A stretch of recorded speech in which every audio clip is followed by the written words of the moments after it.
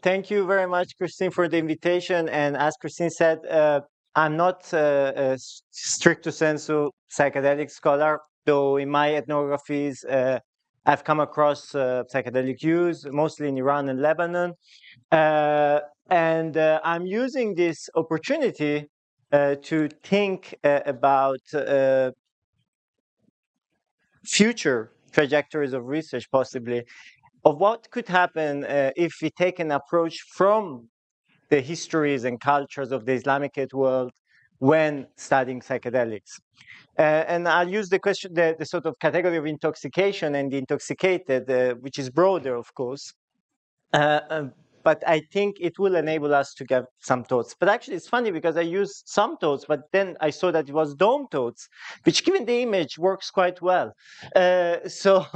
So this is a Nasr al-Mulk Mosque in Shiraz, is known also as the Pink Mosque, or among those who use psychedelics, actually the psychedelic mosque, because during a certain moment of the day, the sunlight that comes in actually creates these beautiful colors, and the picture is not Photoshop. It's just actually as it looks like. It's a good place to get, a trip, I guess. But also it suggests something quite interesting, that it's the intimately connected experience of intoxication in the Islamic world with the pursuit of meaning. Well, in religious terms, in spiritual terms, but also of meaning in life more in general. And as we see that these experiences are taught in our sort of contemporary period as opposed to the past, we see a variety of experiences and a sort of epistemologies, people that may live in the Islamic Republic of Iran and actually tap into cosmologies that go far beyond that. Or actually retracing knowledge from a past not connected to psychedelic experiences, but to other forms of intoxication. So I'll start like from one of my ethnographic encounters, and it's slightly a sad note because this was a friend and a person I've been researching with and who passed away 2 years ago.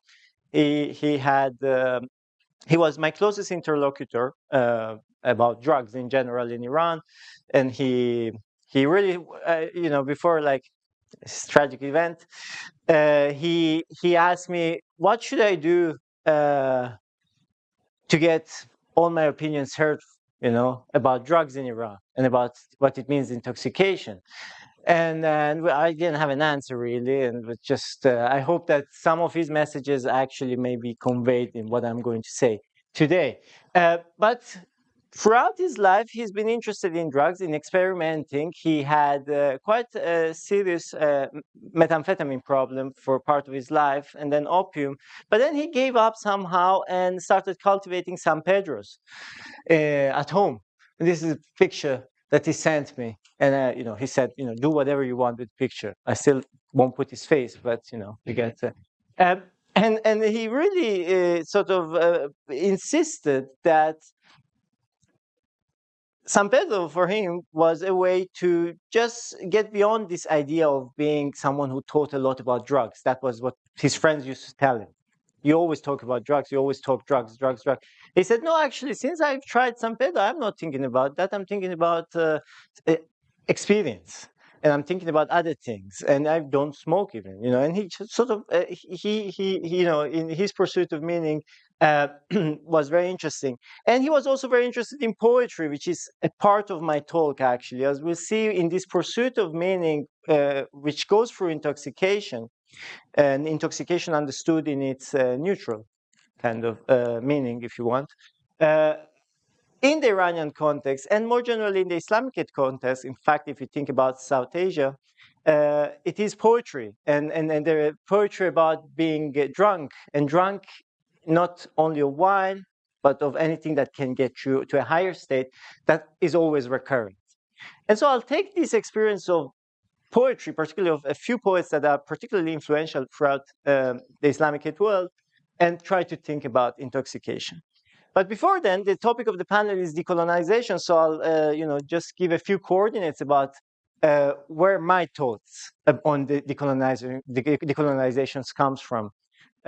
I need a super site to read that thing, so I'll just turn, sorry, to the public. So decolonization, of course, as we know, is a particularly trendy, sort of word that we use. We use it in all sorts of ways. Some of which I've kind of noticed is actually leaning to a politics of the right and a culture of the right, which leans towards the idea of identity politics. This idea of going back to the golden age, of reclaiming something that's been lost, and rather than, for instance, focusing on the battle that most people could have against capitalist exploitation. So my engagement with the idea of decolonization is not trying to Islamize, for instance, drug history or the history of intoxication, trying to make it like local and that only indigenous experience have meaning to understand this. It's just to try to understand whether we can enter this field by using some of the historical experiences of people who have had a long history about thinking, writing, and experiencing drugs, and how that can express and add value to the understanding of the world today. So that's kind of my understanding. So not kind of indigeneity. And in that, I'm influenced by various thinkers that are, sort of in a way totemic so some of them are totemic in the study of decolonization. Some are less known, such as Jalal al-Ahmad, who is an Iranian thinker in the 60s, 70s, who came up with this idea of Qavzadegi, West-toxification. He said that this idea of the West actually is not simply that the West colonizes our territories and industries, but actually the very way that we have to produce ideas. It's not the ideas itself, it's the way we produce ideas and also goods. He was very concerned with goods as well and industries. So just to give you some familiarity. And I come with the question whether we can ask the question that histories of drug can be understood without the idea of the West. I think this is somehow useful because both the idea of the West and of Islam, of the idea of drugs and Islam are connected to the way we understand the idea of the West, so our world. Why? Both emerged, if you think, at the end of the 18th century and fully developed in the 19th century. First of all, with this idea that, following especially the French Revolution, that Europe was the sort of the heart of modern civilization, and that everyone else needed to follow this model.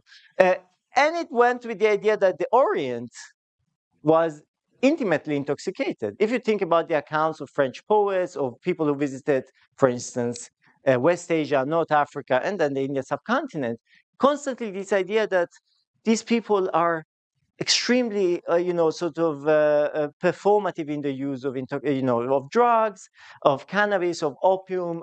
Even their drinking performances are different from the way Westerners drank. And in a way, these two ideas co-constituted actually our own image, which is that of the image of the West. We'll jump on that, and which reminded, of course, two Palestinian authors that actually wrote about this. One is Edward Said, everyone knows about him. He said, the Orient is an integral part of European material civilization and culture, in the sense that when we think of the Orient, we're actually talking about ourselves. So when we define the Orient, we're actually saying who we are not. And so by negative terms, we define ourselves. And Joseph Massad, who said that Islam is an integral part, not only of the West, but actually of liberalism. Why? Because everything that we don't want to identify with, we blame it on Islam. And everything that we think is positive, we say that it's liberal. The debate is much more complex. And I have a paper on this, but I won't bother you with that. So, so take me for that. So I'll try to do these 3 epistemological steps, but I'll mostly focus on the last one, which is an attempt at theorizing from a non-Western perspective on this. But it's important also to deal with words. So when we speak about drugs, we speak about intoxication. What kind of words have come to use when we look at the Islamicate world. The Islamicate world is a huge area, that goes from Morocco to the Indian subcontinent. Is slightly different from Muslim majority countries. Is wherever Islam, not as a religion but as a civilization, had influence. It was much broader than the idea of religion. Uh, yeah. So we need to think about words, as I was saying. I want to go to the sort of substance of it. So words such as drugs have become particularly used in everyday terms globally, coinciding with the 1961 Convention of Narcotics Drugs. Before that, we had a plurality of words. We used the actual terms that they use, cannabis, opium, and nowadays this has been sort of unified in one word, drugs. This happens also when we go in parts, for instance, of the Middle East, where the sort of the equivalent is mukhadder or mukhaddirat in Arabic, which just does, it means narcotics.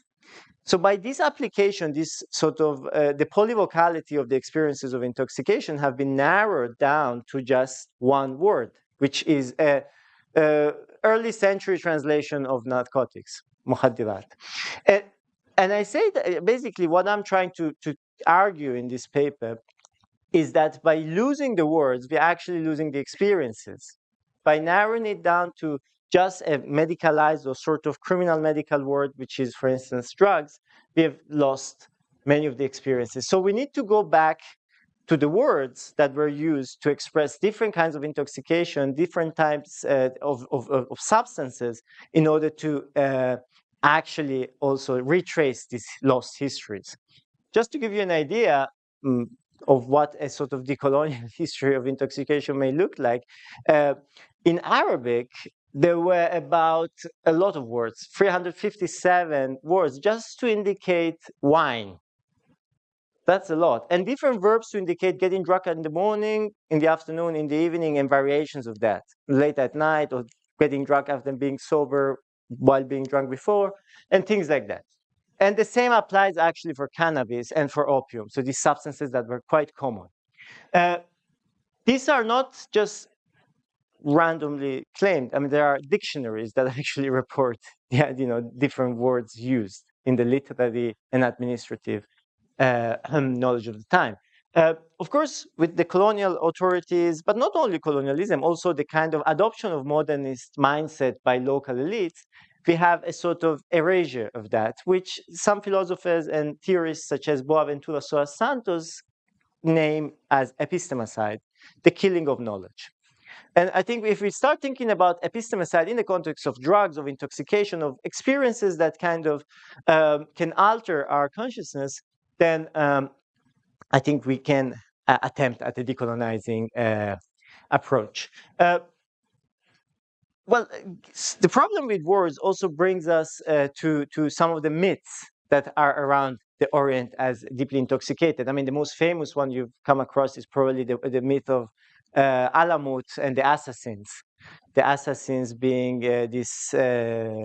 reported by Marco Polo initially, basically this sect that was a militant sect that would intervene on political assassination against political authority while being intoxicated.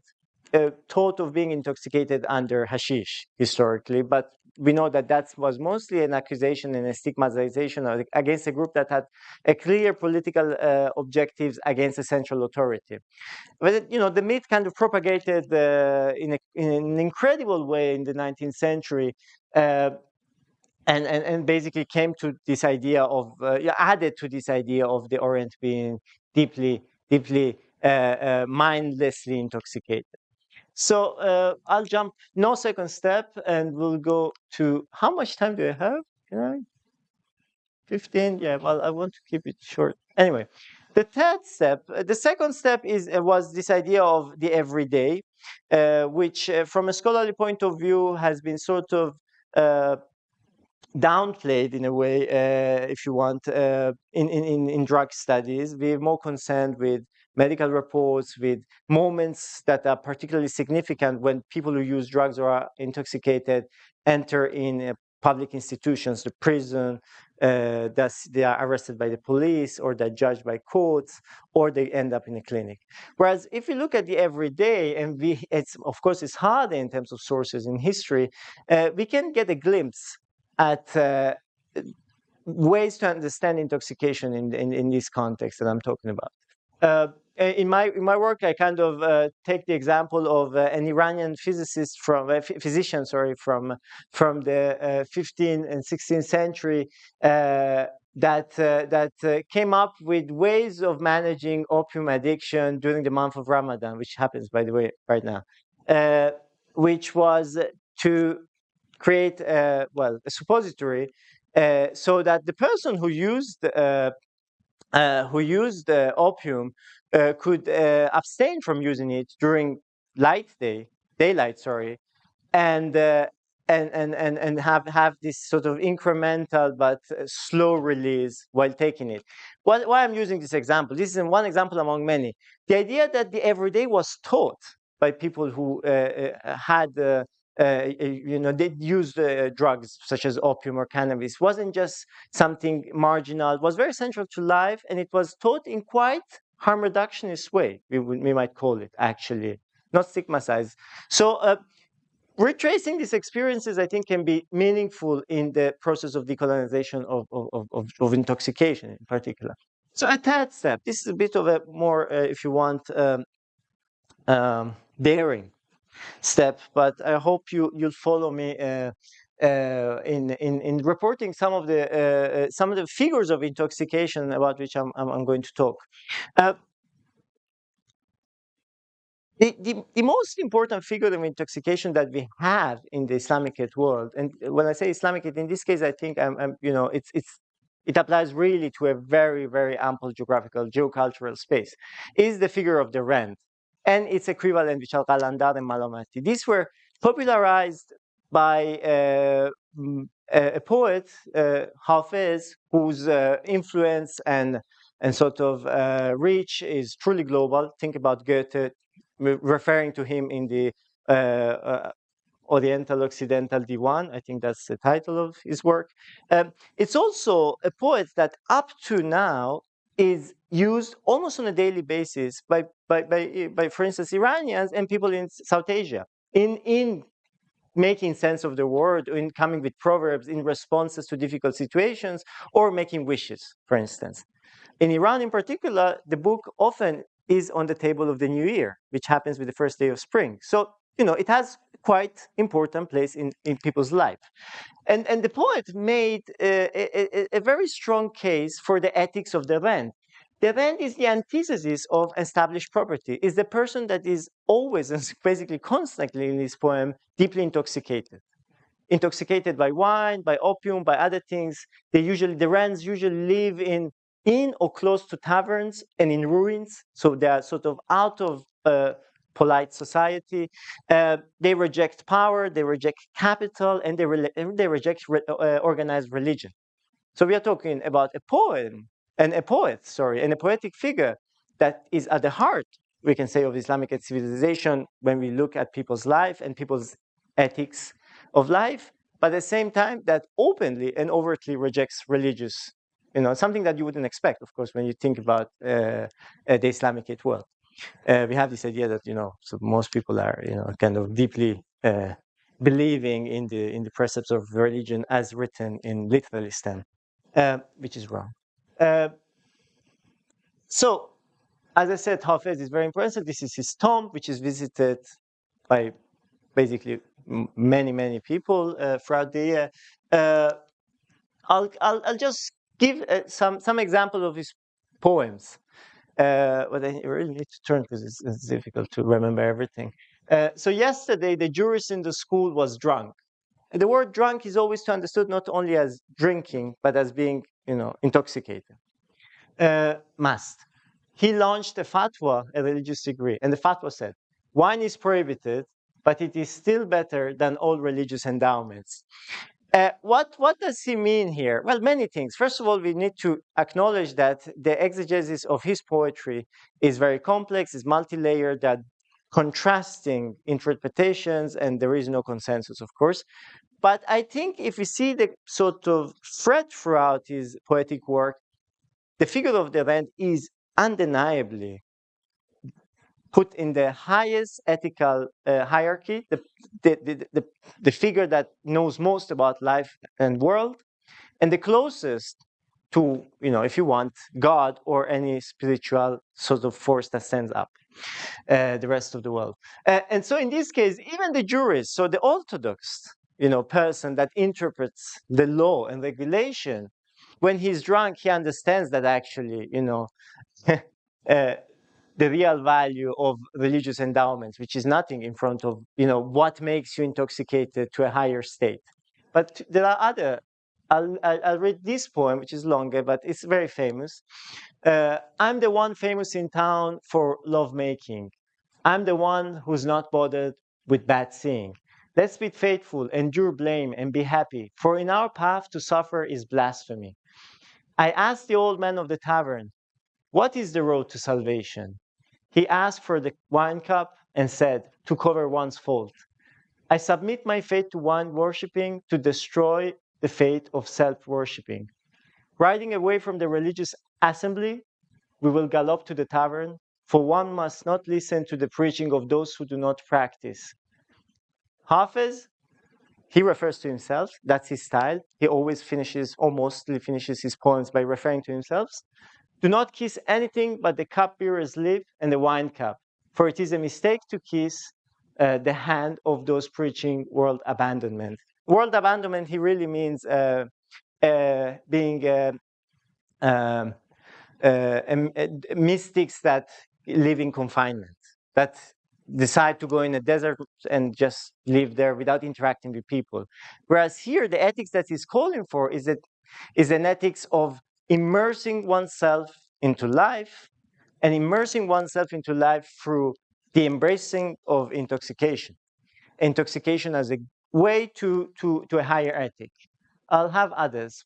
Well, that picture is slightly revolutionary given what we had in Iran a few months ago. People were just toppling the mullah's turbans, but the poem is apt for the situation. The opium which the cupbearer dropped in the wine cup left neither head nor turban to the enemies. Come and listen to the people of pain, with few words and much meaning. Here, I mean, multiple layers of this, like perhaps it goes into sort of quite specific and specialized context. But firstly, if you want to think about psychedelic experiences or experiences that transform your perception of the world in meaningful ways, we should recall the fact that substances were often used in concoction, in mixtures, and with different purposes, particularly in Iranian history, some of which had clearly what could go strongly mind-altering effects, which opium in itself might not have. But when combined with cannabis or cannabis residue and other spices, including ephedra, which grows widely in Iran and Afghanistan, the effects could be called to an extent, if you want, psychedelic or or entogenic, if you want. Oh wow, I didn't do that. I think it's the talking. You haven't seen that. It's just so to go back to what all these poems may mean for our attempt at decolonizing from the Islamicate world. I travel to Latin America and I go with Orlando Falsaborde, sociologist, social theorist, who came up with this idea of sentir pensar, no? Sentir y pensar. Thinking and feeling and thinking. And it reminded me immediately of something that's been a core, if you want, knowledge paradigm and phenomenological really paradigm of Sufi traditions, which is elma zoq. Zoq is the taste, but it's not simply the taste in the mouth. It's the taste also of when you touch something, is really the experience. It's like, it's a sentir, it's the feel. And this elm means science. It's the science of the feel. Uh, which of course meant that only direct experience of the world can lead to knowledge, even when stark contrast to religious commandments. This was, of course, often used in situations of uh, whether induced by substances or by practice of high intoxication, of mind-altering experiences. I find this sort of connection between uh, Falsborda and El Mazor, quite revealing of how we could travel in between spaces in our attempt at decolonization. And I end up with a poem by this Iranian poet. She lived in the first part of the 20th century and wrote this very famous poem about the drunk, in the sense of the intoxicated and the sober. So I'll read it for you and then I close up and we can maybe have a chat about if you have any questions. So a policeman saw a drunk on the road and held their shirt collar. The drunk said, "Oh, friend, this is a shirt, it's not a bridle." He said, "You are drunk, and that's why you walk falling and rising." The drunk said, "It's not a crime to walk, the road is not smooth." He said, "I must take you to the judge's house." The drunk said, "I will go in the morning, the judge is not awake in the middle of the night." He said, "The governor lives nearby, let's head there." The drunk said, "How do you know the governor is not hungover in his home?" He said, "To the sheriff, let's go and sleep in the mosque." The drunk said, "The mosque is no dormitory for those committing bad acts." And he said, "Give me some money and go away," which is, of course, what happens. Yes, the drunk said, "The work of the law is not the work of dinars and money." He said, "Aren't you aware that your hat has fallen from your head?" The drunk said, "Reason must be on one's head. There is no shame in being without a hat." He said, "Sober people should severely punish the drunk." And the drunk said, "Bring me someone sober. Here none is such." And on that I finished. Thank you.